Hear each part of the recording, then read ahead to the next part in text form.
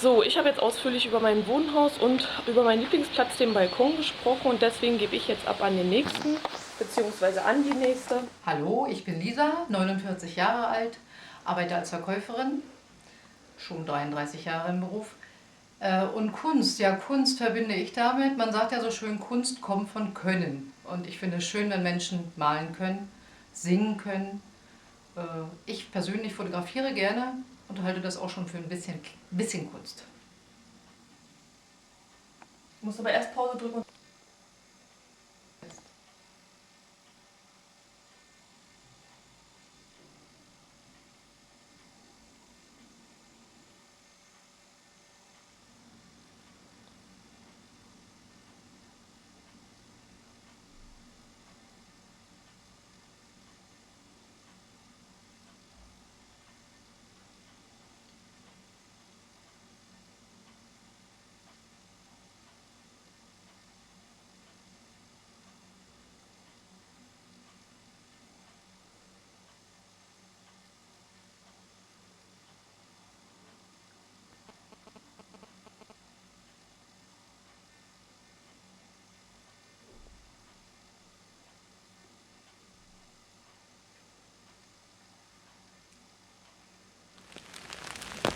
So sieht der Block aus, in dem ich wohne. Das ist ein Fünfgeschosser, neu saniert, vor 2 Jahren. Und jetzt gehen wir mal an den Karotsee, den ich vor 25 Jahren für mich entdeckt habe, beziehungsweise für unsere Familie oder mit der Familie entdeckt habe. Ja, gehen wir einfach mal, ne? Wir beginnen, oder beziehungsweise ich beginne meinen Weg hier durch den Wald, durch den herbstlichen Wald. Es regnet auch ein wenig. Und setzen den Weg fort bis zum Karotsee.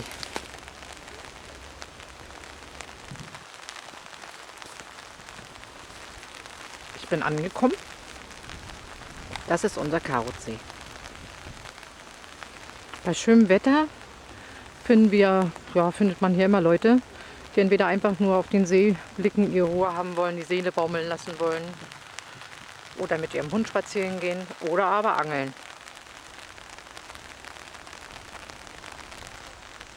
Angler, wie ich schon erzählte, auch heute mit diesem Wetter scheuen sich die Jungs nicht rauszugehen. Naja, die Fische könnten ja auch beißen. Ja, dieses Plätzchen entdeckten meine Familie und ich vor 25 Jahren, als wir hergezogen sind nach Erkner, für uns eigentlich. Damals war das alles noch nicht zugewachsen. Hier war irgendwo sogar ein kleiner Kinderspielplatz, von dem man leider heute nichts mehr sieht. Und dieser Ort war immer gut besucht im Sommer.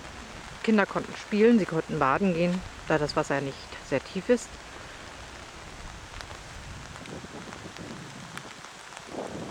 Dort vorne steht noch ein Mehrzweckgebäude, das auch schon viele, viele Jahre steht.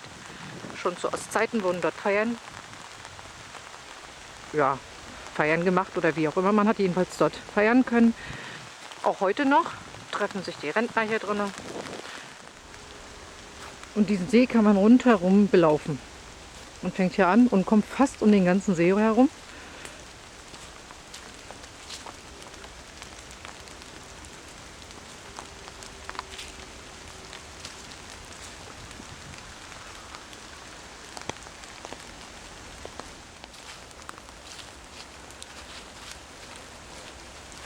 Hier ist noch so ein Plätzchen,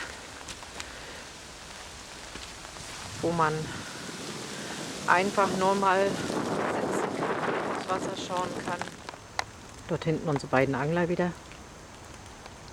Oder Leute beim Spaziergang beobachten kann, die heute natürlich nicht da sind. Hier fängt eine Siedlung an, die sich Karotsöer nennt, mit vielen kleinen Einfamilienhäusern. Und wie gesagt, Wald, Wald, Wald drumherum. Leider auch Müll in diesem Wald, wie hier weggeschmissene Werbeprospekte, was natürlich nicht sehr prickelnd ist.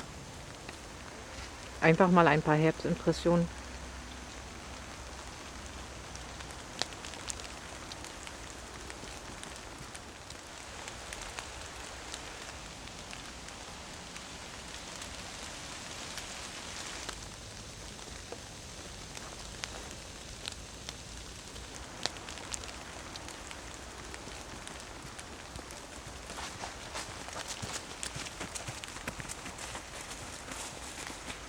Einspaziergänge gibt es tatsächlich.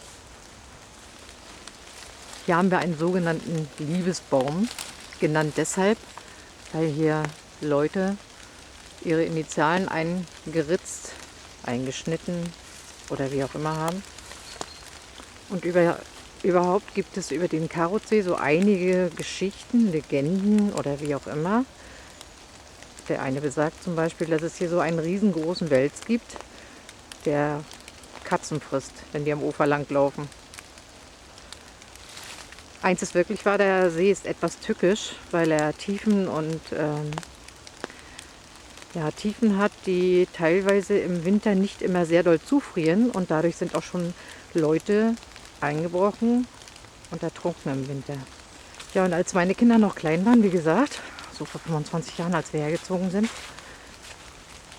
da sind wir auch im Winter, wenn dann Schnee lag, hierher gegangen und die Kinder konnten mit dem Schlitten ein wenig fahren.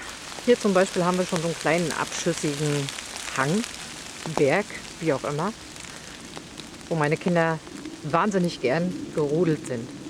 Ja, und jetzt gehen wir mal zurück und ich zeige Ihnen noch mal die Bahnstrecke, an der ich ebenfalls wohne. Die Bahnstrecke verläuft nach Frankfurt oder Polen, nach Russland. Ja, es fahren viele Züge durch, Güterzüge natürlich auch. Wir schauen uns das einfach mal an. Ich bin jetzt an der Bahnstrecke und unter anderem steht, wie auch an anderen Stellen in Erkner, eine Gedenktafel für Gerd Hauptmann. Gerd Hauptmann, ein Schriftsteller, der 4 Jahre hier in Erkner gelebt hat, dem auch eine Gedenkstätte gewidmet wurde, das Gerd Hauptmann Museum. Und der hier inspiriert wurde, auch weiterzuschreiben, unter anderem in seiner Novelle Bahnwärter Thiel. Hier haben wir ein ganz kleines Stückchen, was hier auch noch beschrieben wird.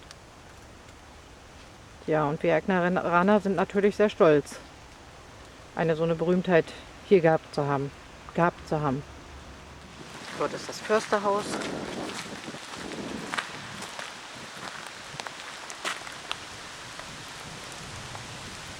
Als die Kinder klein waren, da konnte man hier noch Eicheln sammeln, Kastanien sammeln. Kann man heute natürlich auch, mit dem Unterschied, dass man sie früher beim Förster abgeben konnte. Teilweise hat man sogar Geld bekommen dafür. Es war nicht viel, aber ein kleines Taschengeld für die Kinder, die sich immer gefreut hatten. Und damit geholfen hatten, dass die Tiere im Winter auch was zu fressen hatten. Hier ist zum Beispiel ein Kastanienbaum, den meine Kinder sehr geliebt haben. Viele, viele Kastanien, die hier immer lagen, meine Kinder gesammelt. Und dann haben wir uns hingesetzt und haben gebastelt mit Streichhölzern, Watte, Eicheln, Kleber. Und da entstanden eben kleine Figuren oder irgendwelche anderen Sachen eben. Jetzt gehen gerade die Bahnschienen runter. Die Bahnschienen runter, ist gut. Die Schranken runter. Und der nächste Zug wird gleich einfahren. Im Hintergrund der Friedhof von Erkner.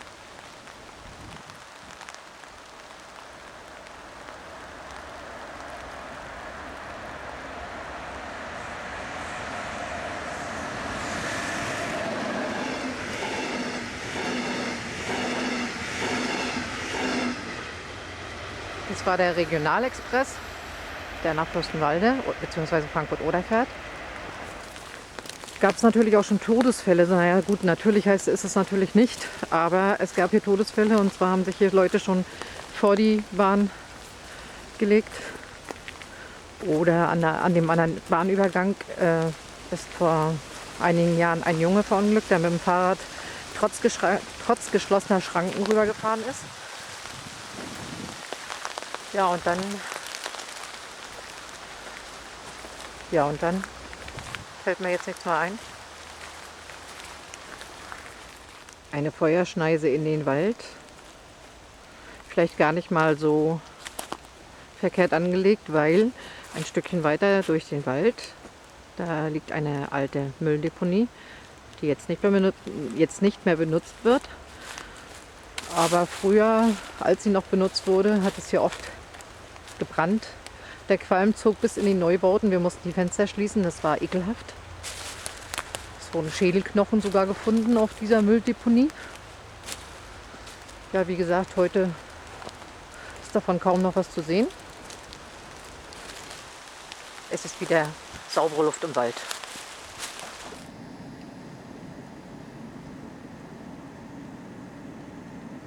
Ein Blick auf unseren Innenhof.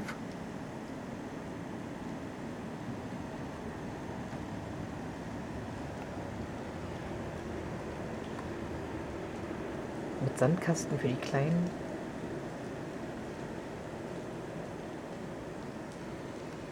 Wäschetrockenplatz für die Großen. Als meine Kinder noch klein waren, da haben sie in einem Innenhof gespielt, der noch nicht so aussah, wie er jetzt aussah. Da war der voller Sand, keine Anlagen, kein Grün, mit Baustraßenresten. Dafür konnten die Muttis ihre Kinderwagen hier im Hof stehen lassen. Die Kinder konnten darin friedlich schlummern und die Eltern brauchten keine Angst zu haben, dass ein Kind geklaut wurde.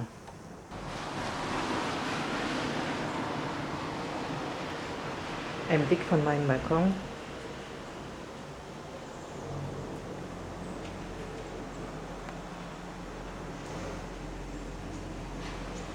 Ein leerer Stuhl ohne Auflieger.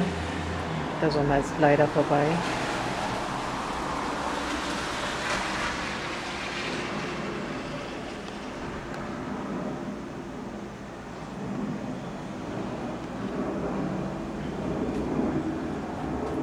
Aber es blüht noch eine Kapuzinerkresse.